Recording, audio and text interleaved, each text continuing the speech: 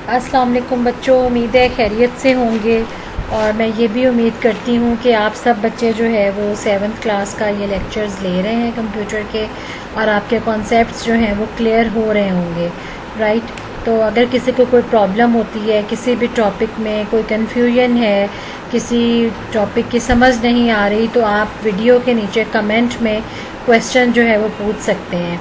then I will answer your question in the comment section of YouTube video.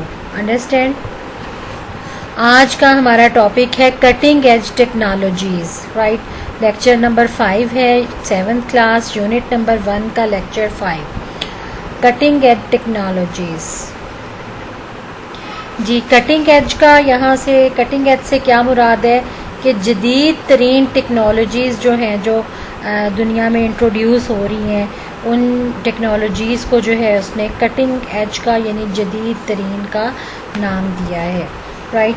तो the latest और the most advanced stage in the development of the computer technology is known as cutting edge technology. ठीक है जी, यही वही बात की वजाहत हो गई कि जो सबसे लेटेस्ट होंगी और मोस्ट एडवांस होंगी, ठीक है जी, in the development of the computer technology की दुनिया में उसकी जो डेवलपमेंट की में जो सबसे ज़्यादा स्टेज एडवांस होगी, लेटेस्ट होगी, उसको क्या कहा जाएगा? Cutting edge technology. वो बहुत सारी हैं, ठीक है जी। आजकल दुनिया में बहुत सारी कटिंग एज टेक्नोलॉजीज़ हैं, लेकिन उनमें से जो एक या दो हैं वो आपकी बुक में एज एन एग्जांपल दी गई हैं। उनमें से कौन सी है? सबसे पहली है bar code reader. Understand, bar code क्या होता है?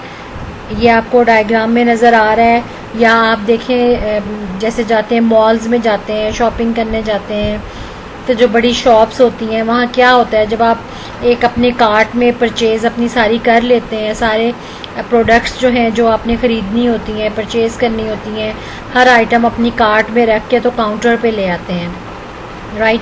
तो वहाँ पे क्या होता है, जो सेल्समैन होता है, जो शॉपकीपर होता है, वो क्या करता है, एक एक प्रोडक्ट आपके कार्ट में से उठाता जाता है, ठीक है जी, आपकी बास्केट में से उठाता जाता है, और एक मशीन के आगे उसको जो है वो सामने करता है। और फिर क्या होता है कि वो डायरेक्ट एंट्री जो है उस प्रोडक्ट की, उस आइटम की, उसके कंप्यूटर में हो जाती है कि आपने क्या चीज़ परचेज़ की है, और वो कंप्यूटराइज्ड बिल जो है वो इस तरह से 1 बाय 1 एक एक प्रोडक्ट आपकी उठाता जाता है कार्ट में से, और उसको मशीन के आगे करता जाता है, और एट द एंड जो है वो कंप्यूटर से आपको, प्रिंटर से आपको बिल दे देता है।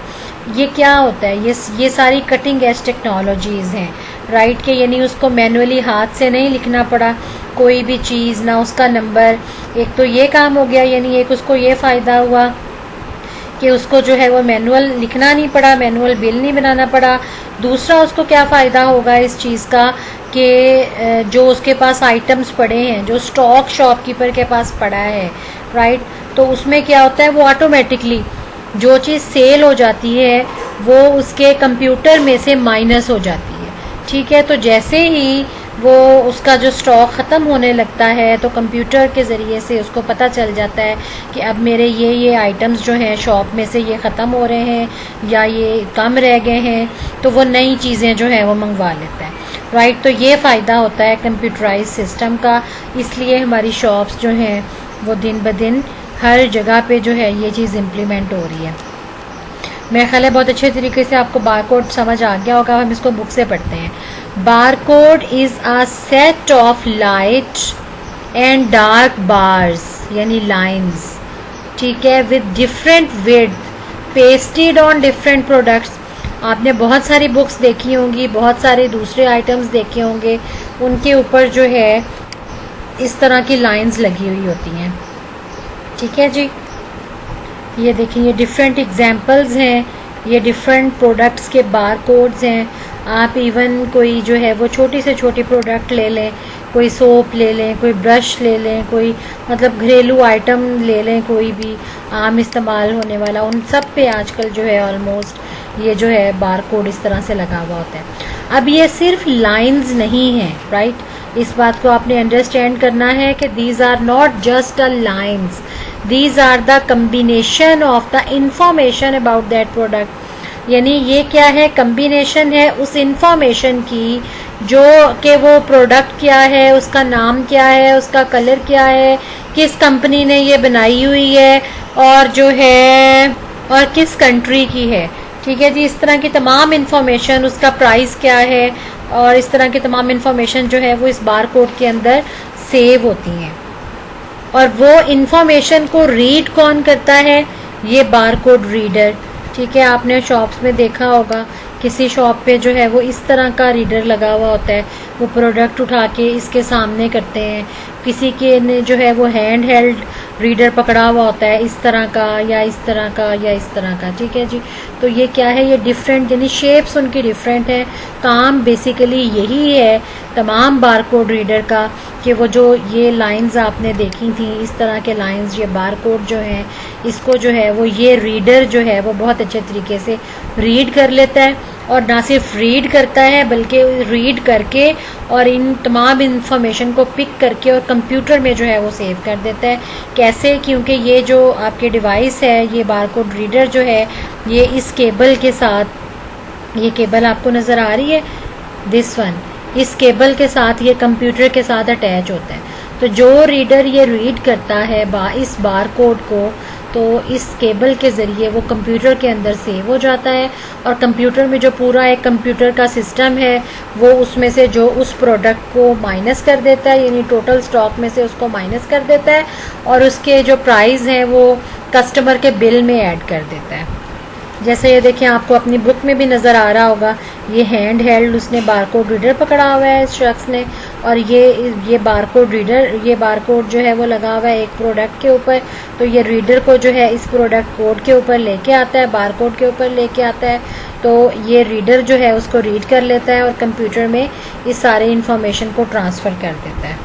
राइट, अब हम इसको यहाँ से पढ़ते हैं, बहुत अच्छे तरीके से आपको अब समझ आ जाएगी कि barcode is a set of light and dark bars.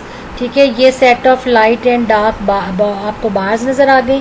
इसमें से देखिए बहुत सी जो लाइंस हैं वो काफ़ी डार्क हैं, थिक हैं, और कुछ जो हैं वो बहुत थिन है, बारीक बारीक से लाइंस हैं, with different width pasted on the different products, यानी डिफरेंट प्रोडक्ट्स के ऊपर डिफरेंट ये बार्स इस तरह से बनी होती हैं। Barcode reader is an input device, और बारकोड रीडर जो है वो एक इनपुट डिवाइस है, यानी वो आपको आउटपुट कोई चीज़ नहीं शो करता, वो सिर्फ इन बार्स को रीड करता है और वो इनपुट लेता है इससे। जैसे हम माउस से या कीबोर्ड से हम इनपुट दे रहे होते हैं ना, हम लिख के देते हैं, तो लेकिन ये जो है रीडर, ये इनपुट डिवाइस किस तरह से है कि ये उन लाइंस को रीड करता है, तो इस तरह से ये अपनी इनपुट ले लेता है। It gathers information by reading a barcode, और ये किस तरह से इकट्ठी करते हैं इन्फॉर्मेशन को? By reading a barcode, this barcode को रीड करके ये इन्फॉर्मेशन गैदर कर लेता है। Every barcode has a series of number, यानी हर बारकोड के साथ ये नंबर्स जो आपको नज़र आ रहे हैं, दिस वन, ये नंबर्स होते हैं। ठीक है, every barcode has a series of number known as, इनको क्या कहा जाता है? Universal product code, UPC, universal product code. Universal product code इसको क्यों कहा जाता है? कि ये जो प्रोडक्ट्स हैं ये यूनिवर्सली, उनके जो ये वाला जो बारकोड है इस प्रोडक्ट का, ये दुनिया में किसी भी जगह पे चले जाएं, अगर आप किसी कंपनी की ये चीज़ खरीदेंगे जिसके ऊपर ये बारकोड लगा हुआ है, तो ये पूरी दुनिया में यही बारकोड होगा जहाँ से भी वो चीज़ आप खरीद लेंगे, इसलिए इसको कहा जाता है universal product code. It reflects the country of origin, manufacturer codes, products name and check digit, यानी चेक डिजिट क्या होता है? To verify the code. अब देखें इसमें क्या क्या चीज़ें होती हैं लाइंस के अंदर। सबसे पहले तो होता है कंट्री।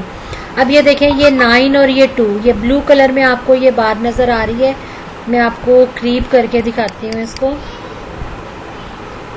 This one.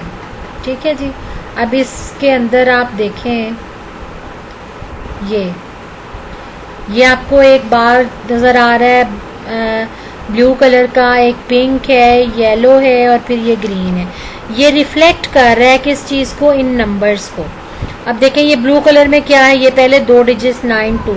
अब 9-2 आपको पता है कंट्री ऑफ ओरिजिन, यानी किस कंट्री में की ये प्रोडक्ट है। अब 9-2 किसका कोड है? पाकिस्तान का। हमें सबको पता है कि पाकिस्तान का जो कंट्री कोड है वो 9-2 है।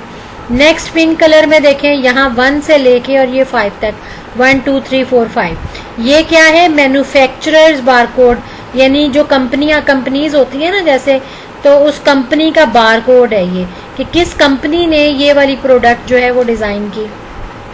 नेक्स्ट उससे क्या है, 6 7 8 9 और 1, यहाँ तक क्या है, प्रोडक्ट का नेम है, यानी कि ये प्रोडक्ट क्या है उसका नेम इन लाइंस के अंदर उसकी इंफॉर्मेशन जो है वो सेव हुई है, कि ये प्रोडक्ट जो है वो शैम्पू है या पेंसिल है या जो है वो सोप है या कोई जो है खाने वाली चीज़ है, यानी जो भी what ever the product is, इसके बारे में जो है उसका नाम इन लाइंस के अंदर सेव होगा। ठीक है जी। और ये 1 7 जो लास्ट डिजिट्स हैं, इस ये क्या है, check digit to verify the code, यानी वेरीफाई करने के लिए कि क्या वाकई ये प्रोडक्ट सही है या ये इसी कंपनी की बनी हुई है, राइट। तो ये इस डिजिट के जरिए जो है वो उसको चेक करता है। नेक्स्ट पैराग्राफ देखें, barcode reader is a laser scanning device, कि बारकोड क्या है, लेजर स्कैनिंग डिवाइस है, यानी लेजर बीम के थ्रू इसमें से जो लाइट निकल रही होती है, या जैसे इस वाली डिवाइस में यहाँ से लाइट रेड कलर की, किसी में ग्रीन कलर की लाइट जो आ रही होती है, that is a laser beam. ठीक है जी। Usually a barcode reader is attach to a computer, कि आमतौर पर जो बारकोड रीडर है वो ये केबल देखें आपको नज़र आ रही है, इसके साथ भी इसके साथ भी ये कंप्यूटर के साथ जो है वो अटैच होने के लिए होती है। और ये उसने कहा कि यूजली अक्सर जो है ये बारकोड रीडर कंप्यूटर के साथ अटैच होता है। इट ट्रांसलेट द इंफॉर्मेशन, ये ट्रांसलेट करता है उस इंफॉर्मेशन को stored in the form of a barcode, जो कि बारकोड की शक्ल में उस प्रोडक्ट के ऊपर लिखी हुई होती है। ठीक है, यानी जो प्रोडक्ट के ऊपर इंफॉर्मेशन एज अ बारकोड लिखी हुई है, उस इंफॉर्मेशन को ये डिवाइस जो है, जो कि बारकोड रीडर जिसको कहा जाता है, वो उसको जो है वो स्कैन करके उसको ट्रांसलेट करता है कंप्यूटर को। This information includes batch number, और इस इंफॉर्मेशन में पहले जो हमने पढ़ा कंट्री नेम, मैन्युफैक्चरर का जो है वो आइडेंटिफिकेशन, उसका नाम, कंपनी का नाम यानी, और उसके बाद जो है प्रोडक्ट का नेम। तो उनके अलावा और कौन सी इंफॉर्मेशन होती है, बैच का नंबर, यानी डिफरेंट बैचेस बनते हैं, पहले एक प्रोडक्ट आई फिर उसकी एक और टेक्नोलॉजी नहीं आ गई तो उन्होंने वो यूज़ करके उसकी एडवांस फॉर्म बना दी। जैसे पहले जो है वो टीवी होते थे ब्लैक एंड वाइट, फिर कलर्ड आ गए, तो अब जाहिर है तो वो टीवी, लेकिन वो कलर्ड है, उसने दूसरी टेक्नोलॉजी, न्यू टेक्नोलॉजी यूज़ की, तो अब बैजेस डिफरेंट हो जाते हैं, इसलिए यहाँ पे बैच नंबर लिखा गया है and product name etcetera. Barcode reader are mostly used in supermarkets, pharmacy, libraries, यानी कि बारकोड रीडर जो है वो कहाँ कहाँ यूज़ होते हैं, सुपरमार्केट्स में यूज़ होते हैं, फार्मेसी में यूज़ होते हैं, यानी किसी मेडिकल स्टोर पे या हॉस्पिटल्स में, और लाइब्रेरीज़ में भी यूज़ होते हैं। ये डिफरेंट बारकोड रीडर्स की आपको ये इमेजेस दिखाए गए हैं। ठीक है जी, ये दोनों हैंड हेल्ड हैं और ये जो है वो टेबल पे रखने वाला है, इसको हाथ में पकड़ के जो है वो स्कैन नहीं करना पड़ता, बल्कि प्रोडक्ट को इसके यहाँ पे लेज़र बीम के आगे लाना पड़ता है, जिससे वो रीड करके और जो उसको ट्रांसलेट करता है कंप्यूटर के अंदर। नेक्स्ट टॉपिक पे आ जाए, फिंगरप्रिंट रीडर। ये भी आपका जो है क्या है, कटिंग एज टेक्नोलॉजी है, इसकी सेकंड एग्जांपल है। पहली हमने क्या पढ़ी, बारकोड रीडर पढ़ा, दूसरी क्या है, फिंगरप्रिंट रीडर।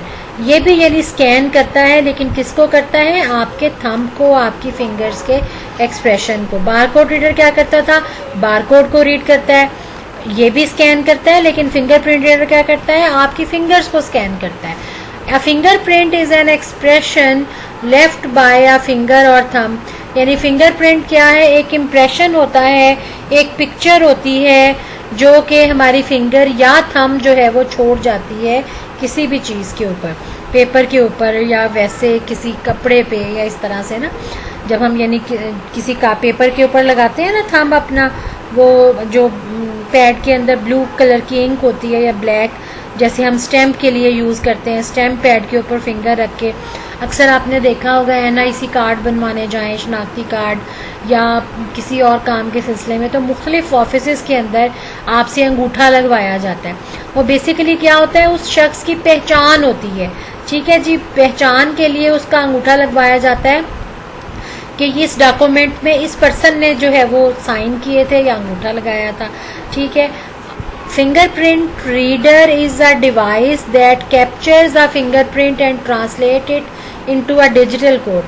यानी सेम उसी तरीके से जिस तरह बारकोड रीडर ने उस कोड को रीड किया और उसको ट्रांसलेट किया कंप्यूटर के अंदर, इसी तरह से फिंगरप्रिंट रीडर क्या करेगा कि ऐसी डिवाइस है जो उस फिंगरप्रिंट को रीड करेगा, कैप्चर करेगा, उसकी तस्वीर खींचेगा and translate it into digital code, और उसको डिजिटली ट्रांसलेट करके और कंप्यूटर में जो है उसको सेव कर देगा. This code is compared with the already stored information in the computer.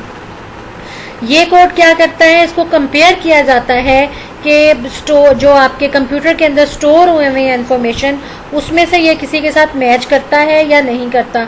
इसकी आप एक एग्जांपल इस तरह से ले सकते हैं, जैसे ऑनलाइन अटेंडेंस लगती है ऑफिस में. ऑनलाइन अटेंडेंस जब लगती है, क्या होता है कि अगर ऑफिस में 10 लोग हैं या स्कूल में अगर 1000 बच्चे हैं, तो हर बच्चे का, या ऑफिस की अगर बात करें तो हर एम्प्लॉय का फिंगरप्रिंट ले लिया जाता है. सबसे पहले जब भी हम ऑनलाइन अटेंडेंस का आगाज करने लगते हैं तो क्या होता है कि वो सबका फिंगरप्रिंट लेके और कंप्यूटर में सेव कर देते हैं. फिर उसके बाद जब अगले दिन अटेंडेंस लगती है तो बारी बारी लोग आते हैं, स्कूल में बच्चे आते हैं, ऑफिसेज में एम्प्लॉयज़ आते हैं, वो उस मशीन के ऊपर अपना थंब रखते हैं या फिंगर, जो भी उन्होंने पहले सेव करवाया होता है वो वहाँ उसके ऊपर रखते हैं मशीन पे. तो क्या करता है, मशीन उनके थंब या फिंगर को स्कैन करती है और वो इन्फॉर्मेशन जो है वो सेंड कर देती है कंप्यूटर को, जहाँ पहले ही दफ़ा में उनके थंब या फिंगरप्रिंट जो है वो सेव किए थे. फिर वो उनसे मैच करती है कि इन पूरे यानी 10 लोगों में से, अगर हम ऑफिस की बात करें तो वो मैच करेगी कि उन 10 लोगों में से ये कौन से शख्स का फिंगरप्रिंट है. तो जिसके साथ वो मैच कर जाएगा उसकी वो प्रेजेंट लगा देगा. ठीक है जी, इस तरह से तमाम लोग आते जाते हैं और अपनी अटेंडेंस लगाते जाते हैं. अब नेक्स्ट हम पैराग्राफ इसमें पढ़ते हैं जी, क्या लिखा हुआ है कि fingerprint reader is mostly used for criminal investigation and security system. Fingerprint जो रीडर है वो मोस्टली कहाँ पे यूज़ किया जाता है, क्रिमिनल इन्वेस्टिगेशंस में. ठीक है जी, क्या है कि जितने भी क्रिमिनल्स पहले पुलिस ने पकड़े होते हैं, मुजरिम पुलिस ने पकड़े होते हैं, उन सब के वो फिंगरप्रिंट लेके अपने पास कंप्यूटर में सेव कर लेते हैं. फिर उसके बाद हो सकता है ना कि कोई भी मुजरिम जो है उसको सज़ा अपनी पूरी करके वो बाहर जो है चला जाए, यानी जेल से उसकी जो है वो रिहाई हो जाए. तो उसके बाद अगर कोई जुर्म हो तो पुलिस क्या करती है कि सबसे पहले जब मुजरिम को पकड़ती है तो उसके फिंगरप्रिंट लेके अपने कंप्यूटर के साथ मैच करती है कि कहीं ये जुर्म जो है वो पहले वाले किसी मुजरिम ने तो नहीं किया. ठीक है जी, तो मोस्टली वहाँ. लेकिन आजकल तो जो है वो हर ऑफिस में, हर जो है वो बड़े बड़े इंस्टीट्यूशंस में ये फिंगरप्रिंट वाला सिस्टम आजकल यूज़ हो रहा है. पहले इतना कॉमन नहीं था, अब जो है वो ज़्यादा कॉमन है. Some computer use it for login and user authentication, कि कुछ कंप्यूटर जो है इसको लॉगिन करने के लिए भी यूज़ करते हैं. आपने देखा है मोबाइल्स के अंदर आजकल ये एप्लीकेशन आई हुई है कि आप अपना फिंगर लगाएं या थंब का प्रिंट लगाएं तो अब आपका मोबाइल जो है उसका लॉक ओपन होता है. ठीक है, बहुत सारे लोग ऐसे करते हैं. अब ये आपको गाड़ी में एग्जांपल नज़र आ रही है कि ये गाड़ी तब चलेगी जब ये देखें थंब लगा रहे हैं ना गाड़ी में डिवाइस के ऊपर, ये आपको ये जूम में नज़र आ रहा है. मैं इसको और जूम करके आपको दिखाऊं दिस वन. ये ठीक है जी, ये गाड़ी में डिवाइस लगी हुई है, ये यहाँ पे, और वहाँ पे वो शख्स अपना थंब लगा रहा है. अब जाहिर है ये डिवाइस इसने क्यों लगाई है, सिक्योरिटी के लिए लगाई है कि उसकी गाड़ी जो है वो चोरी ना हो.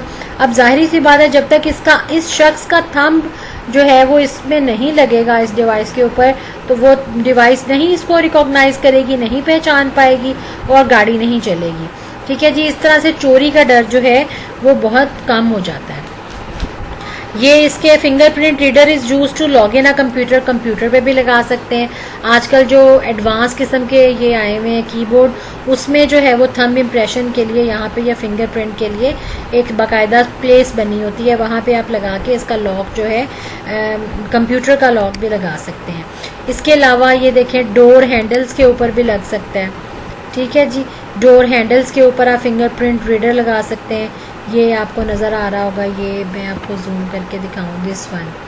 ठीक है, इसका क्या मतलब है कि यहाँ पे जब तक घर वालों के स्कैन करके इसमें रख दिए जाएंगे ना इसके कंप्यूटर में, तो यहाँ पे फिर जब लोग आएंगे वो अपना थंब लगाएंगे, तो अगर वो घर वालों के उससे मैच करता होगा, या जिस का भी, ज़रूरी नहीं घर वाले, अगर आपके घर किसी का बहुत आना जाना है, उसका थंब भी आप उसके अंदर सेव कर सकते हैं।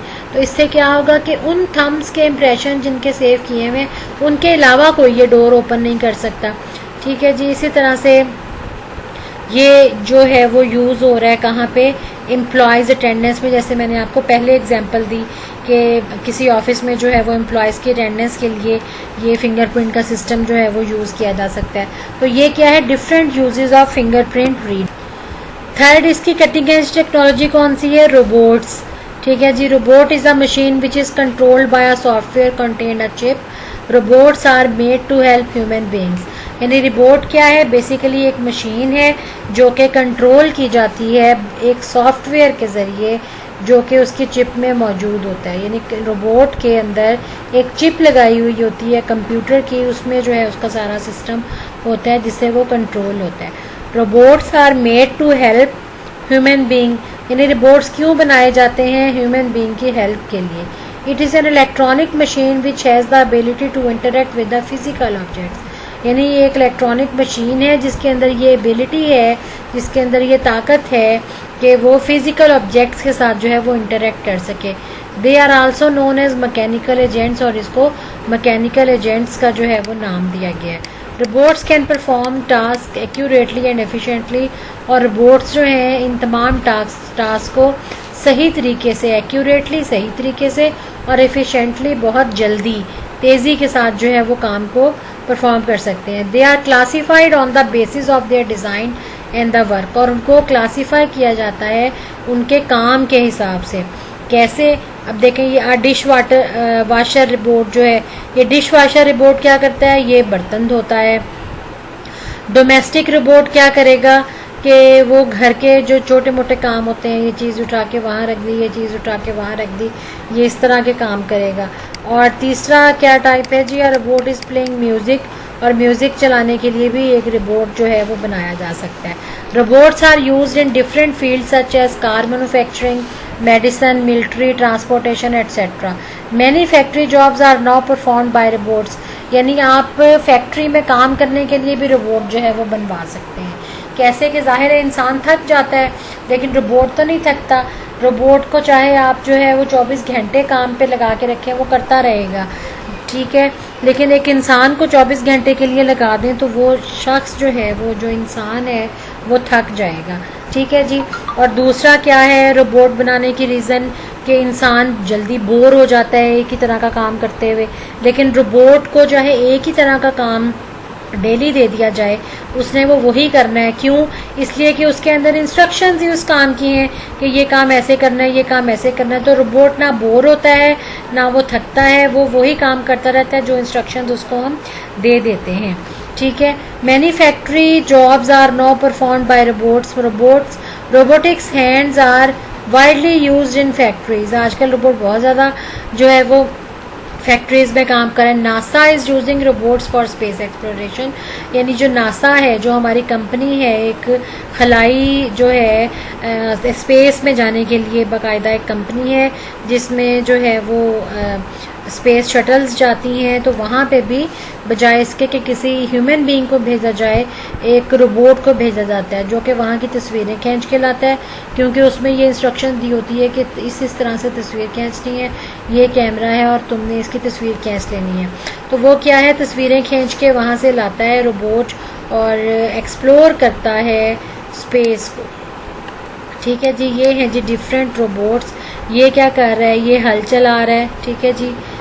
Surface exploration on the Mars, sorry, ये मार्स के ऊपर जो स्पेस शटल है, ये रोबोट यानी बनाया हुआ है। इसके अंदर डिफरेंट फंक्शंस जो हैं वो फीड कर दिए गए हैं। तो ये मार्स के ऊपर जाके उसको एक्सप्लोर करके वहाँ की इंफॉर्मेशन लेके जो है वो ज़मीन पे इंसानों के पास आता है। ये रोबोट्स जो हैं वो सर्जरी में मसरूफ़ हैं, यानी ऑपरेशन थिएटर में ऑपरेशन हो रहा है और वो रोबोट खुद ब खुद ये मशीन कर रही है। राइट। डॉक्टर से उसको ऑब्जर्व कर रहे हैं। तीसरा क्या है, robotics hand is welding the factory. यानी ये रोबोट जो है वो वेल्ड कर रहा है एक फैक्ट्री के अंदर। ठीक है जी, ये डिफरेंट तरह के रोबोट्स हैं और डिफरेंट उनके काम हैं। और this is the end of chapter number 1, right. तो इसको अच्छे तरीके से आपने याद कर लेना है, हर टॉपिक की डेफिनेशन याद करनी है विद एग्जांपल्स, और बहुत अच्छे तरीके से जो है वो इसको याद करना है। नेक्स्ट लेक्चर तक के लिए अल्लाह हाफिज़। और अगर अभी तक आपने जो है हमारा चैनल सब्सक्राइब नहीं किया तो काइंडली उसको सब्सक्राइब कर लें और बेल आइकन को जो है वो ऑल नोटिफिकेशन पे सेट कर लें, ताकि जैसे ही कोई नया लेक्चर अपलोड हो, लेसन अपलोड हो, तो आपको बाय नोटिफिकेशन, बाय मैसेज आपको जो है वो पता चल जाए और आपका कोई लेक्चर मिस ना हो। अल्लाह हाफिज़।